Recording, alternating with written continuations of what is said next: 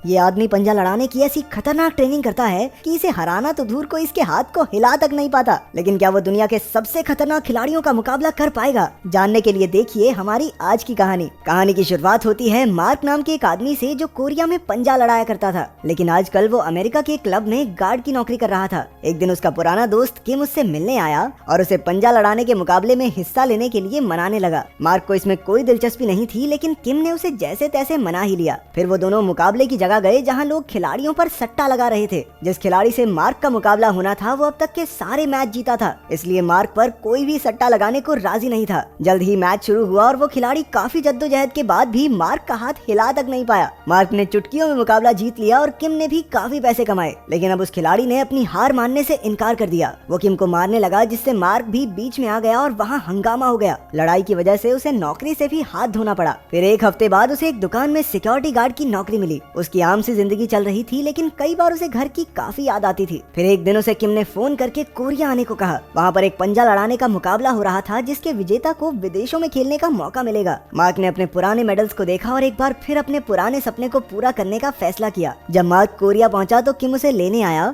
और दोनों ने खाना खाते हुए काम की बात की। किम उसका एजेंट बनके उसका बिजनेस संभालना चाहता था। उसे मार्क पर पूरा भरोसा था। उसका प्लान था मार्क को खिलाड़ी बनाकर उस पर पैसे लगाकर सट्टे से माला माल हो जाने का। इसके बाद दोनों ने पूरा दिन शहर घूमा। रात को वो एक क्लब में गए, लेकिन मार्क तो वहाँ भी साइड में खड़ा होकर रखवाली करने लगा। फिर होटल लौटते हुए किम ने उससे पूछा कि क्या उसने कभी अपनी असली माँ को ढूंढने की कोशिश की है। असल में मार्क को बचपन में ही उसकी माँ ने एक अनाथ आश्रम में छोड़ दिया था। इस पर मार्क ने कहा, देख जो लोग मुझे छोड़ गए मुझे उनसे मिलने में कोई इंटरेस्ट नहीं है। इसके बाद किम ने उसे होटल में छोड़ दिया। वहाँ मार्क ने जिंदगी में पहली बार एक उछलता हुआ बेड देखा। उस कमरे में किम की तरफ से एक तोहफा भी था। डब्बे में एक फोन निकला जिसमें उसकी असली माँ का पता था। उधर किम यो नाम के एक बेहद अमीर गुंडे से मिला और मार्क पर पैसे लगाने को कहा। पहले तो उसे बिना इजाजत के यो से बात करने के लिए उल्टा लटका दिया गया, लेकिन जब यो ने मार्क की वीडियो देखी तो वो उस पर पैसे लगाने को राजी हो गया। हालांकि उसकी एक शर्त थी कि मार्क को उसके ऑर्डर के मुताबिक हारना या जीतना होगा। अगली सुबह मार्क फोन के नक्शे के मुताबिक उस पते पर पहुंच गया। दरवाजा खटखटाने से पहले उसे दो बच्चे मिले जो उसका भारी भरकम शरीर देखकर उसे राक्षस समझ बैठे। बच्चे उससे डर न जाएं, इसलिए वो बिना कुछ कहे वहाँ से चला गया। उन बच्चों ने फिर अपनी माँ सुमी को इस अजीब आदमी के बारे में बताया। उन्होंने खिड़की से देखा कि मार्क वापस जा रहा था। सुमी कपड़े की एक दुकान चलाती थी जो काफी घाटे में चल रही थी। उसे गैंगस्टर यो के भी काफी पैसे लौटाने थे, जो उसे बार बार परेशान करने पहुंच जाता था। उस दिन सुमी ने मार्क और यो को मॉल के क्लब में साथ जाते देखा। असल में किम मार्क को यो से मिलाने लाया था। वहीं हम अमीर बाप की एक बिगड़ी औलाद चैंग को भी देखते हैं। वो यो का साथी था और सट्टेबाजी में सबसे ज्यादा पैसे लगाता था। फिर मार्क ने एक हट्टे कट्टे आदमी को हराकर अपना हुनर दिखाया। इसी वजह से मार्क और किम को एक 5 स्टार होटल में आलीशान कमरा मिल गया।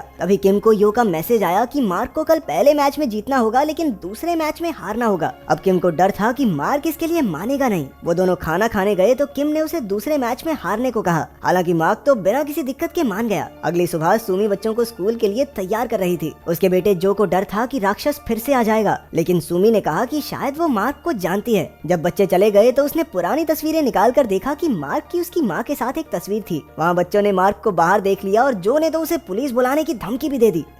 मैं पुलिस बुला लूंगा, फिर वो आपकी हड्डी पसली तोड़ेगी, देख लेना आप। फिर हम देखते हैं कि यो ने कोरिया के सबसे तगड़े पंजा खिलाड़ी कॉम्बो को बुलाया था ताकि मार्क की काबिलियत परखी जा सके। लोगों की खचाखच भीड़ थी और मार्क ने आसानी से 7 फुट के हाथी जैसे आदमी को पहले मैच में हरा दिया। इससे कॉम्बो भी काफी प्रभावित हुआ। सुमी भी वहाँ मार्क को देखने आई थी। ब्रेक के वक्त यो उस पर जबरदस्ती करने लगा क्योंकि सुमी ने उसके पैसे नहीं लौटाए थे। मार्क ने भी ये सब देखा और जब दूसरा मैच शुरू हुआ तो वो जानबूझकर जीत गया ताकि यो को नीचा दिखा सके। जब यो अपनी धौंस जमाने लगा तो मार्क ने उसे धक्का दे दिया। किम बेचारा मार्क और यो दोनों को शांत करने में लग गया। उसे पता चला कि ये सब सुमी की वजह से हुआ तो वो अगले दिन सुमी से मिलने गया। तभी यो भी वहाँ पहुंचा और किम की धुलाई कर दी। अचानक मार्क बीच में आ गया और यो के मुस्टंडों से अकेला भिड़ गया। कुछ देर बाद पुलिस आई और मार्क और किम को गिरफ्तार करके ले गई। मार्क को छुड़ाने के लिए उसकी आईडी की जरूरत थी, लेकिन उसका बैग और पासपोर्ट तो पिछले मैच में ही खो गया था। इसके बाद उसने पुलिस वालों से पंजा लड़ाकर साबित किया कि वो सच में एक खिलाड़ी है, लेकिन उन्होंने फिर भी उसे जाने नहीं दिया। तभी सुमी वहाँ पहुंची। न जाने कैसे उसे मार्क का पासपोर्ट मिल गया था। तब पता चला कि सुमी मार्क की सौतेली बहन है और उसकी माँ दरअसल 1 साल पहले गुजर गई थी। ये सुनकर मार्क का दिल टूट गया। बच्चों ने भी उसे घर आकर रहने को कहा। मामू मामू हमारे साथ घर चलो ना मामू।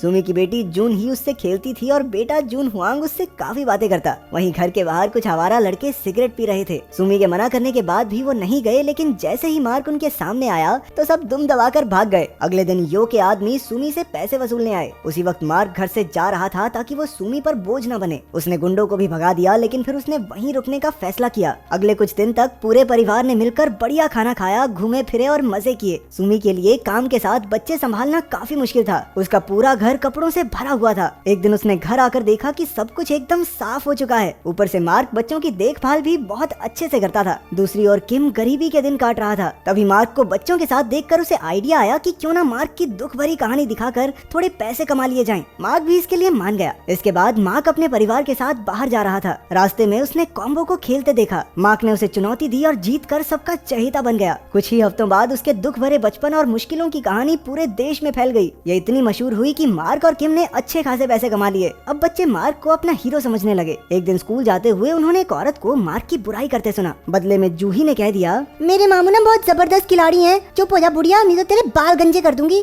मार्क ने उसे वादा किया कि वो देश का सबसे बड़ा मुकाबला जीत कर दिखाएगा। फिर हम देखते हैं किम के पिता को, जो बूढ़ा होने के बावजूद काफी मेहनत करता था। किम इतने पैसे इसलिए कमाना चाहता था ताकि वो अपने पिता को एक अच्छी जिंदगी दे सके। एक दिन मार्क को जून हुआंग ने वो ईमेल्स दिखाए जो मार्क की माँ हर रोज लिखा करती थी। दरअसल उसे इस बात का बहुत पछतावा था कि उसने अपने बेटे मार्क को अनाथ आश्रम भेज दिया। पूरी जिंदगी वो बेचारी ईमेल्स लिखती रही, लेकिन वो पता मार्क का था ही नहीं। उसने लिखा था कि जब मार्क उनके साथ था तो जिंदगी बेहद मुश्किल थी। उनके पास मार्क को खिलाने तक के पैसे नहीं थे और वो चाहती थी कि उसका बेटा एक अच्छी जिंदगी जिए, इसलिए उसने दिल पर पत्थर रखकर उसे अनाथ आश्रम भेज दिया। मरने से पहले भी उसकी आखिरी इच्छा यही थी कि मार्क से मिलकर उससे माफी मांग सके। मार्क को ये भी पता चला कि सुमी उसकी सौतेली बहन नहीं है। जब सुमी के माँ बाप मर गए तो मार्क की माँ ने उसे संभाला। ये खबर सुनकर मार्क दंग रह गया और उसे सुमी पर गुस्सा भी आया। कुछ दिन बाद वो सब उसकी माँ की कब्र पर जा रहे थे। रास्ते में मार्क ने सुमी को झूठ बोलने के लिए काफी बुरा भला कहा। उसने अब वापस अमेरिका जाने का फैसला कर लिया था। तभी किम ने उसे रोकने की कोशिश की, क्योंकि मुकाबले एक हफ्ते में शुरू होने वाले थे। लेकिन मार्क ने उसे भी गुस्से में कह दिया, अरे ओ तू तो चुप हो जा, मेरे टैलेंट का इस्तेमाल करके बस पैसे कमाना चाहता है तू। उधर कॉम्बो जोरों शोरों से मुकाबले की तैयारी में लगा था। गैंगस्टर यो ने भी केन नाम के एक मुश्तंडे को तैयार किया था।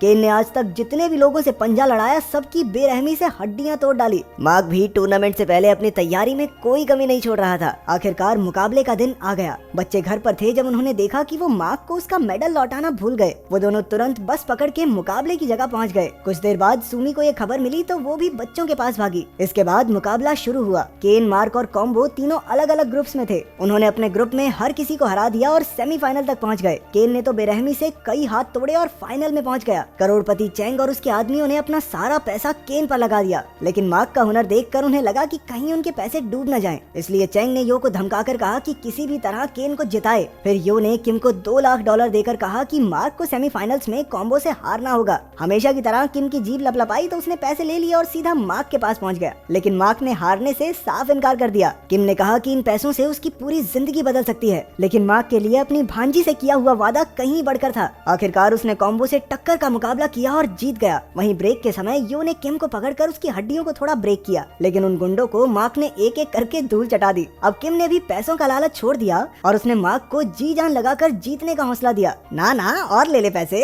अब शुरू हुआ आखिरी मुकाबला, जिसे देखने के लिए सबकी सांस अटकी हुई थी। तभी केन ने चीटिंग की, जिससे मार्क का हाथ फिसल गया। उसने मार्क का अंगूठा काफी जोर से खींचकर उसे चोट पहुंचाने की कोशिश की। अब केन किसी भी पल जीतने ही वाला था कि मार्क की नजर अपने भांजे और भांजी पर पड़ी, जो उम्मीद भरी निगाहों से उसे देख रहे थे। अचानक बच्चों के मामा में नया जोश भर गया और उसने एक ही झटके में केन को हरा दिया। आखिरकार मार्क ने टीवी पर कहा कि वो अपनी माँ से बेहद प्यार करता है। उसकी जीत से वहाँ मौजूद हर इंसान की आंखों में आंसू थे। तो अगर तुम्हें मौका मिले तो तुम कौन से खेल के स्टार बनना चाहोगे? कमेंट्स में जरूर बताना। मिलते हैं अगली